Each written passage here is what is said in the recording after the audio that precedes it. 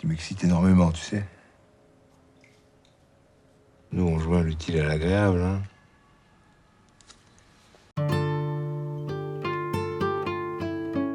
Film diawali dengan memperlihatkan seorang gadis cantik bernama Laura yang sedang mengikuti proses belajar mengajar. Di sana, Laura terlihat sangat gelisah di mana dia harus berusaha menahan rasa sakit di perutnya. Dia pun akhirnya berniat untuk keluar dari ruangan kelas dan bergegas mengobatinya. Secara tiba-tiba dia malah pingsan dan membuat semua orang yang berada di sana panik. Alhasil, Laura pun dibawa ke ruangan dosen untuk diperiksa. Singkat cerita, Laura pun siuman. Di sana ibu dosen memberitahu kalau Laura hanya salah teriak atau telat makan saja nih gengs. Dan dosen itu pun menyarankan supaya Laura bisa lebih sering lagi untuk mengkonsumsi daging-dagingan. Laura yang memang di kosannya itu tinggal dengan pacarnya, saat ini mereka sedang dibuat galau gundah merana karena tidak mempunyai uang sama sekali untuk membayar sewa kosnya. Suatu hari ketika Laura dan pacarnya lagi mabar nih, paham lah ya maksudnya gimana? Saking magernya dan pemalas nasib pacar Laura, di sana ia malah membiarkan Laura berjuang sendiri ketimbang bergotong royong. Dan pas lagi asyik-asyiknya mengolah ramuan, tiba-tiba saja token listrik di kosan mereka habis akibat lupa membayar tagihan listrik 2 bulan terakhir ini. Bukannya usaha atau mencarikan solusi, di sana si Ucup kampret ini malah sibuk marah-marah dan menyalahkan Laura. T'as pas payé l'EDF? Si. Singkatnya, Laura menemukan sebuah forum yang menawari kepada setiap para wadon untuk menjadi ahli cuci senjata pusaka yang kerjanya setiap hari bisa merawat dan memainkan benda keramat tersebut. Bayaran yang ditawarkannya pun cukup besar, sehingga hal itu membuat Laura merasa tertarik dan berniat untuk mencobanya. Keesokan harinya, Laura pun bersiap untuk memulai pekerjaan barunya. Sesampainya di tempat yang telah dijanjikan, terlihat seorang lelaki tuir yang bernama Joel sudah mendebu kedatangan Laura. Tu m'excites énormément, tu sais. Nous, on joint l'utile à l'agréable, hein. Singkatnya, setelah Laura selesai memanjakan benda tua itu, berkat sentuhan lihainya Laura, Joel pun merasa kagum dan puas dengan semua hasil garapannya. Joel tidak menyangka gadis yang baru pertama terjun menjadi praktisi ini bisa membuat dia sulit lupa akan kesan pertamanya. Tak berselang lama, Joel kemudian memberikan upah untuk jasanya itu. Dengan perasaan bahagia dan wajah berseri-seri, Laura pun keluar dari ruangan tersebut. Scene berpindah ke suatu tempat di mana di sana Laura sedang mentraktir beberapa temannya dalam rangka merayakan keberhasilan Laura di pekerjaan barunya. Tak lupa Laura pun melunasi semua hutangnya di kafe tersebut. Sepulang dari kafe, Laura melanjutkan pekerjaannya sebagai customer service di sebuah perusahaan. Di sela-sela pekerjaannya, Laura pun kembali membuka forum penghasil cuan yang kemarin dikunjunginya. Dan setelah berusaha untuk promosi sana-sini, tak berselang lama dia pun mendapatkan deal dengan klien keduanya. Singkat cerita, mereka bertemu di sebuah restoran. Di sana Laura mulai mengajak kliennya untuk segera pergi ke lokasi ritual.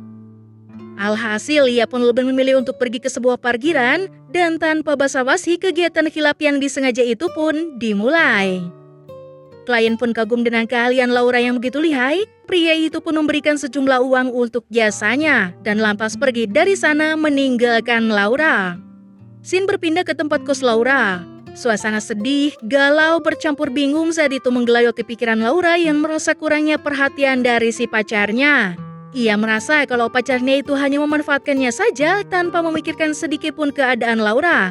Sampai-sampai Laura nekat menceritakan apa yang baru saja dialaminya pada pacarnya dengan harapan mendapatkan simpati darinya. Namun bukannya kasih sayang yang Laura terima, di sana si Ucup hanya bersikap acuh dan tidak peduli dengan semua yang dialami Laura. Alhasil Laura yang sudah habis kesabarannya itu pun tanpa terdeng-aling-aling ia memutuskan untuk mengakhiri hubungan mereka mulai detik ini juga. Je te fais rien. C'est fini. Suatu hari Laura bertemu dengan seorang fotografer. Di sana dia menawari Laura sebuah pekerjaan yang dimana Laura ditawari untuk menjadi pemeran utama dalam sebuah film gulat. Bahkan Laura diharuskan untuk melawan 2 pegulat sekaligus. Namun dirasa keahlian gulatnya belum sejago itu, Laura pun dengan tegas menolaknya.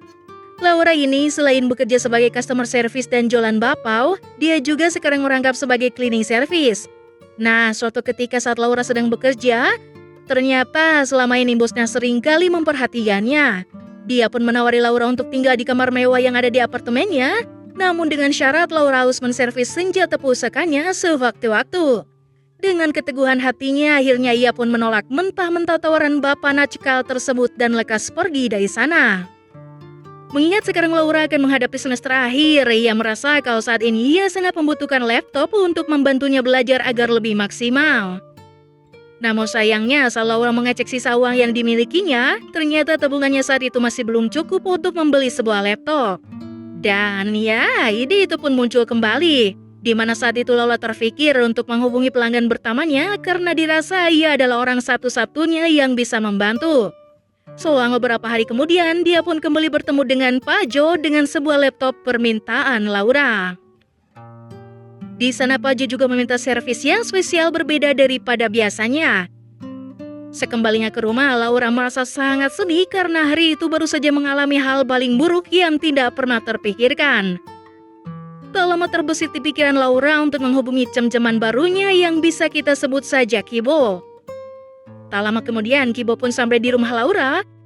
Dan ternyata si Kibo ini sangat mengerti keadaan sulit yang dialami Laura saat ini. Dia juga tidak keberatan dengan pekerjaan Laura dan menyarankan untuk tidak lagi berurusan dengan bapak nakal tersebut. Dengan dukungan mental yang diberikan Kibo membuat Laura menjadi semakin percaya diri dan semakin menjadi-jadi dalam praktek Ichi Kibrotnya itu. Sampai-sampai saking sibuknya dengan ritual yang hampir setiap hari ia jalani, Laura pun sudah mulai jarang ada waktu prep dengan si Kibo, gengs. Sampai pada suatu hari, Kibo mengetahui kalau Laura masih bertemu dengan Pak Jo yang tempo hari sempat membuatnya tak berdaya. Di sana Kibo yang merasa selama ini telah dibohongi oleh Laura, dia kemudian memutuskan untuk menyudahi saja hubungannya dengan Laura. T'as pas le droit! T'as pas le droit de me laisser! Tu crois que tu vas me... T'es un mec bien! En fait, t'es qu'un petit con fils de papa pourri gâté!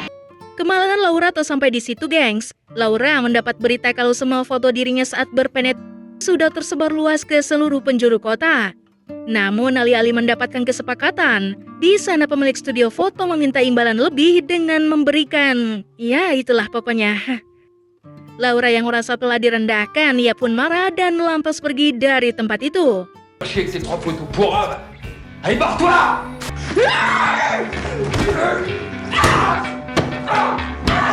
Dengan semua musibah yang selalu bertubi-tubi menghampirinya, Laura yang sudah putus harapannya pun berniat untuk pindah keluar kota dan meninggalkan kuliahnya. Namun tak berselang lama, Laura mendapatkan tawaran dari Jo dengan bayaran $1.000 dengan syarat Laura harus mengasuh beberapa bayi kolot. Singkat cerita, Laura pun kembali bertemu dengan Jo. Dia diajak ke sebuah tempat ritual milik temannya, yang dimana di sana Laura diminta untuk memulai praktek sakralnya. Ya, demi $1.000 siapa yang gak mau kan? Namun sayangnya praktek ritual kali ini pun ternyata tidak semulus yang dipikirkannya. Dan semua kesepakatan yang mereka janjikan ternyata tidak ditepati oleh Jo.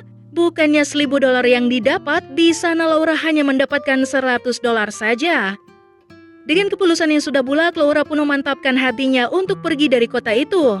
Namun karena tak memiliki cukup uang untuk membeli tiket, di sana Laura dengan nekat menaiki kereta dan berniat untuk bersembunyi di toilet. Singkatnya, setelah sampai di kota yang dia tuju, Laura pun menetap di kos milik seorang temannya untuk sementara waktu sampai dia menemukan pekerjaan. Tiba-tiba dia mendapatkan sebuah panggilan di teleponnya yang mengatakan kalau Laura diterima kerja di sebuah kafe. Di sana, ia pun dikelilingi orang-orang yang sangat baik. Teman-teman yang support dan terus menyemangati Laura dalam belajar agar lekas mendapati semua yang ia cita-citakan.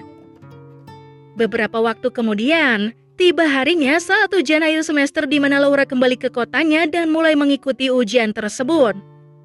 Singkat cerita, setelah berbagai perjuangan dan kucuran keringat yang Laura lewati, akhirnya Laura pun dinyatakan lulus dengan nilai terbaik.